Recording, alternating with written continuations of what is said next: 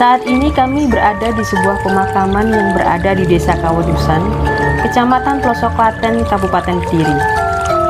Di dalam pemakaman yang dikenal dengan nama Sentono Boto Putih ini, dipercaya oleh masyarakat setempat terdapat makam Prabu Sri Aji Joyoboyo beserta keluarga dan kerabatnya.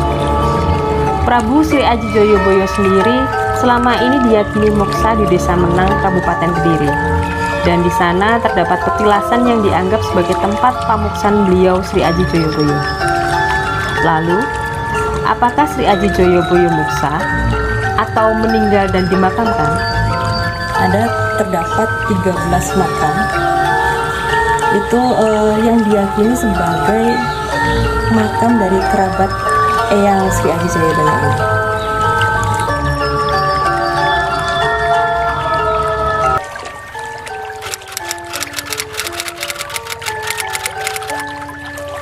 Saat ini kami kembali dengan Mbah Suratin, juru kunci petilasan Sri Aji Jayabaya Sendang Tirta Kamandanu, di mana diyakini bahwa di sendang inilah Prabu Sri Aji Jayabaya melukat atau mensucikan diri sebelum beliau moksa.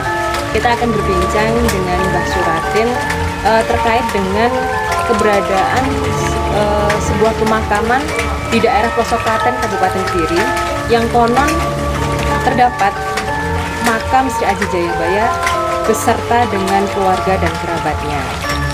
Selamat malam, Mbah. Selamat malam.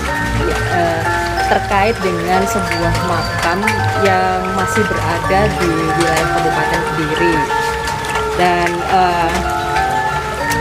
di mana makam tersebut konon adalah makam Sri Aji Jayabaya. Sedangkan yang diketahui oleh masyarakat selama ini bahwa Sri Aji Jayabaya itu moksa. Nah, hal ini cukup membingungkan sebenarnya, Mbak. Nah, kira-kira bagaimana tanggapan Mbah Suratin selaku juru kunci Sendang Tirta Kamandanu tentang hal ini? Terima kasih atas pertanyaan. Dan sebelumnya saya mengucapkan keadaan panjenengan di sini karena saya orang beragama Islam, tidak lupa mengucapkan hanya satu kata yang pantas diucapkan, hanya Bismillahirrahmanirrahim, Assalamualaikum warahmatullahi wabarakatuh. Dan kelanjutannya, selamat datang untuk kelompok yang ingin mengetahui, dan lewat angin sore Sendang Tirta Kamandanu sepenuh banget ada salam sayang lewat angin sore. Di sini kita mulai berbicara. Kerajaan Kediri asal mulanya dari kerajaan Hindu Buddha pada waktu dulu. Di antara peperangan Hindu dan Buddha, yaitu kerajaan Hindu dan kerajaan Buddha pada waktu dulu bertempur, namanya adalah di zaman Hindu, zaman kerajaan Kalingga Hindu atau Mataram pertama, kerajaan Hindu. Iya, Mataram kuno. Yang pada waktu dulu rajanya adalah Sima dan Sanjaya, seperti itu. Lah di abad keempat itulah ada satu pertempuran di antara Hindu dan Buddha. Kalau Hindu dari kerajaan Kalingga atau Keling atau Mataram pertama, kalau Sriwijaya dari kerajaan Buddha Sriwijaya. Otomatis pada saat itu dalam sejarah yang ada dimenangkan oleh Buddha. Soalnya pada zaman itu di kerajaan Sriwijaya sudah ada mahasiswa tinggi, sekolah tinggi, namanya adalah Dharmapala. Dalam sastra kawi, Dharma itu woh, nah, budi yang baik, polo kiwati wohe, orang yang berbudi luhur. Nah, di sana abad keempat sudah ada mahasiswa tinggi yang gumun, kalau saiki jenenge wong kuliah kali, tapi kalau dulu pamulangan luhur namanya. Lah, pada waktu pengembangan agama Buddha di sana gurunya diambil dari benua Asia, dari pegunungan sekitar Gunung Himalaya, dari kerajaan Kapilapis itu anak Raja Sudadana yang bernama Siddhartha Gautama. Bisa lagi dibalik Gautama Siddhartha. Nah, setelah detik berkati itu terjadi peperangan, lalu Hindu kalah. Setelah Hindu kalah, yang menjadi pemimpin atau yang merajai di sana, yang mewakili adalah Sailendra. Dan kelompok Sailendra dari bangsaan-bangsaan Buddha namanya Rakai. Rakai Panangka, Rakai Galung, Rakai Pikatan, Rakai Warak, Rakai Waru, Rakai Burung yang dipimpin oleh Pansapana Rakai Panangkaran menjadikan Candi Borobudur. Setelah Candi Borobudur berakhir, untuk bangunnya secara diam-diam laskar dari keturunan Hindu melarikan diri ke Jawa Timur. Nah, disitulah mulai terbukanya tabir Masraja kerajaan Mataram di Jawa Timur. Lalu di sana tahun 929 keturunan dari Jawa Tengah mendirikan kerajaan Empu Sendok, namanya adalah Medang. Medang Kamulan. Bukan, Medang. Medang aja. Lah dene nek sing ngarani ada Medang Kamulan, Medang Sumawit, Medang Kawit, Medang Purwo, Medang Biyen, Monggo Kerso. Nah, di situ rajanya adalah pada waktu orang-orang Hindu tapi tidak meninggalkan adat Buddha. Nah, di situ Empu Sendok lalu diteruskan oleh anaknya Sri Isana Tunggadewa yang kawin dengan seorang pemuda namanya Lokapala. Lalu Lokapala dan istrinya melahirkan seorang anak Sri Makuta Wangsawardhana. Setelah Sri Wangsawardhana lalu menurunkan dua, satu dikawin Dharma Wangsa dan satu adalah Mahendradatta. Karena Dharma Wangsa menjadi raja menuntut balas perang karo Sriwijaya mati, lalu diganti oleh Mahendradatta kawin dengan putra dari Bali Udayana, lahirlah seorang Erlangga. Nah, Erlangga kembali ke tanah Jawa untuk menjadi ratu. Mergo umur 17 tidak diperbolehkan, disuruh bertapa bergelar Ananta Wihaganara. Ananta kita cetak soko utawa naga, wihaga kuwi manuk, nari manusia bertitis wisnu. Jadi seorang Erlangga dilukiskan seorang manusia naik Garuda di atas ular. Ya. Nah, setelah itu bertapa juga bergelar Jatinendra. Jati itu ning nendra tulet apa kuwi biyen karo merem. Lah, setelah itu yang menjadi wakil di kerajaan Medang adalah Narotama, dibantu oleh seorang Empu Kanwa yang menyalin kitab-kitab bahasa Hindu kuno menjadi basa Kawi. Jadi basa Kawi asalnya kok Kediri, iki ora kok Jogja Solo, karena Jogja Solo yang masih melakukan kisah kerajaan sampai sekarang masih ada basa-basa Kawi. Nah, setelah itu suatu saat kembali ke kerajaan, lalu Erlangga menjadi raja. Di situ beristrikan seorang putri namanya Senggrama. Lalu lahirlah seorang putri dari Erlangga dan istrinya adalah Senggrama Siwi. Senggrama itu basa Kawi, mboke Sriwi anak Dewi Senggrama atau Dewi Songgolawit yang terkenal jaran atau kisah Kili Suci. Lah nek kono gak oleh dadi ratu, mergo Kili Suci gak iso M. Seorang wanita kalau tidak bisa M tidak boleh jadi ratu. Soalnya mati langka dalam keturunannya.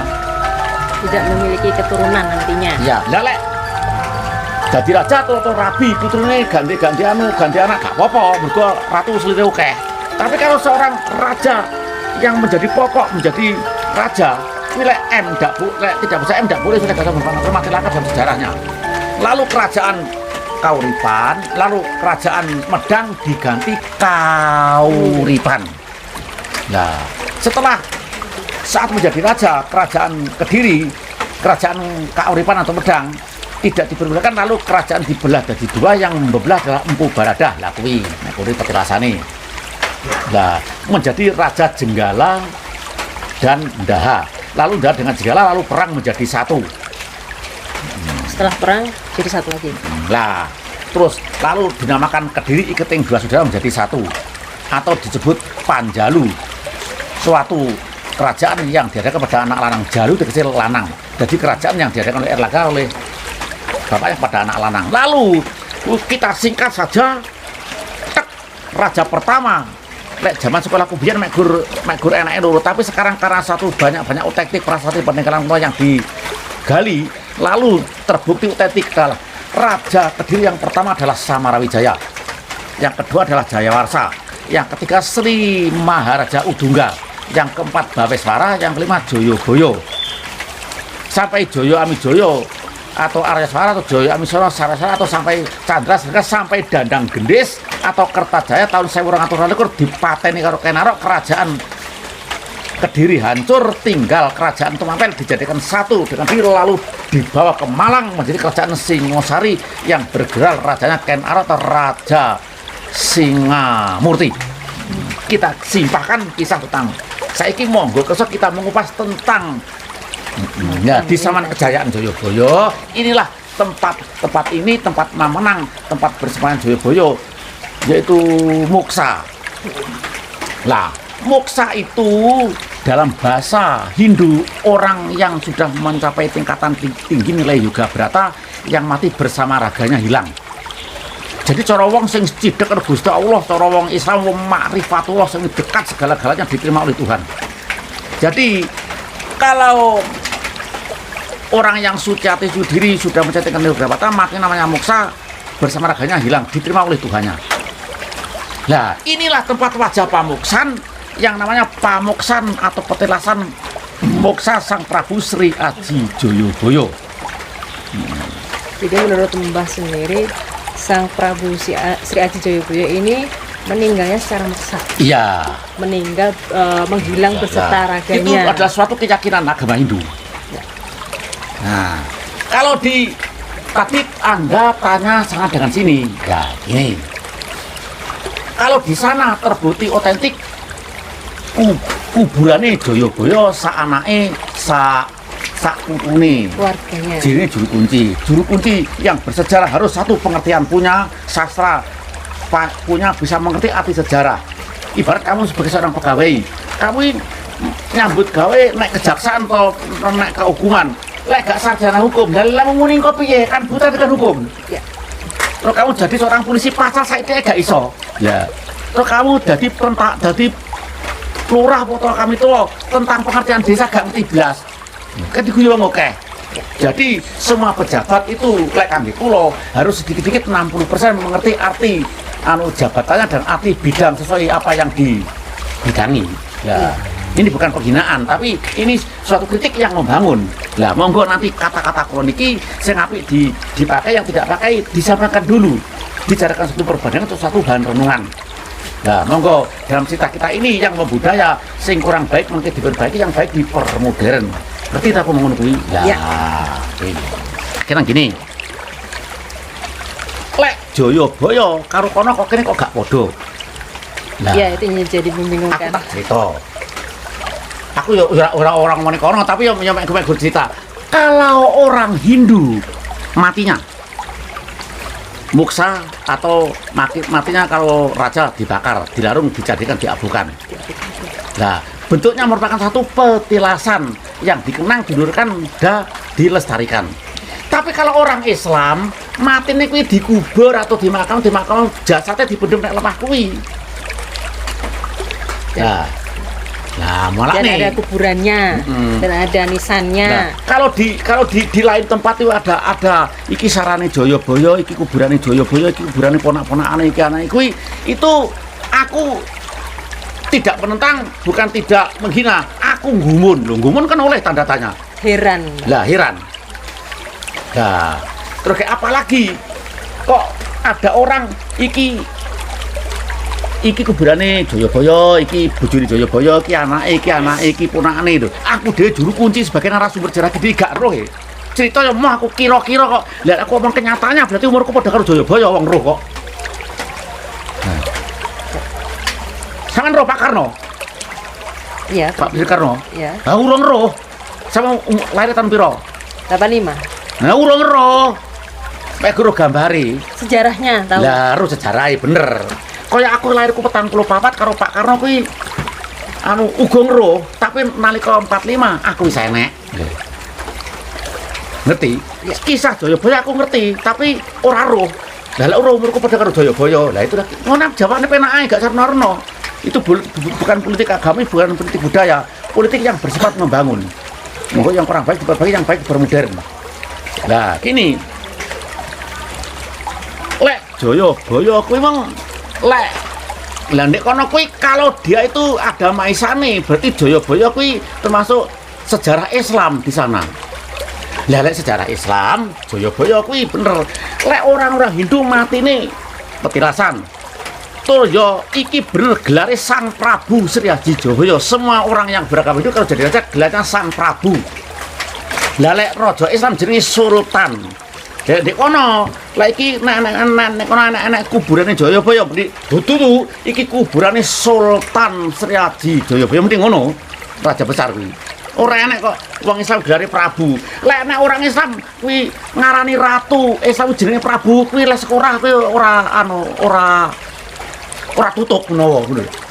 Gak selesai. Jadi bisa kalau kita sebagai seorang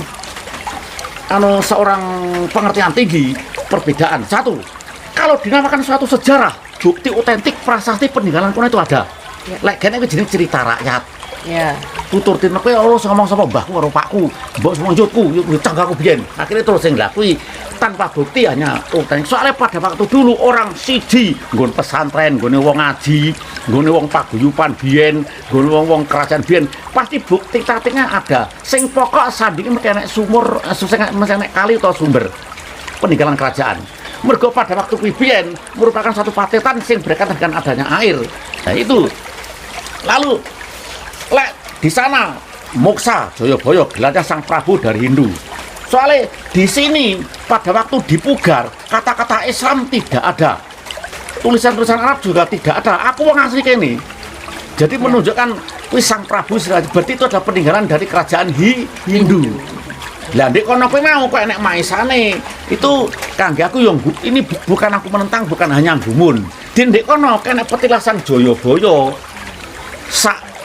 Sak dulure saiki iki ya wis ben urusane kono.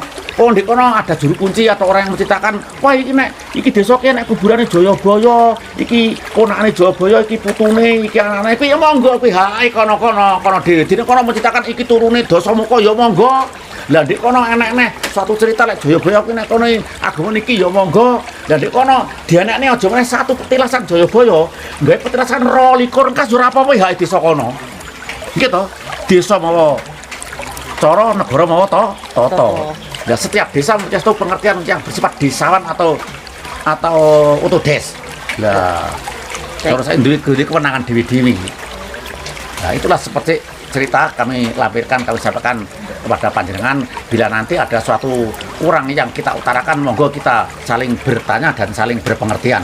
Ya. Nah, ini sifatnya berbicara tentang budaya yang bersifat membangun.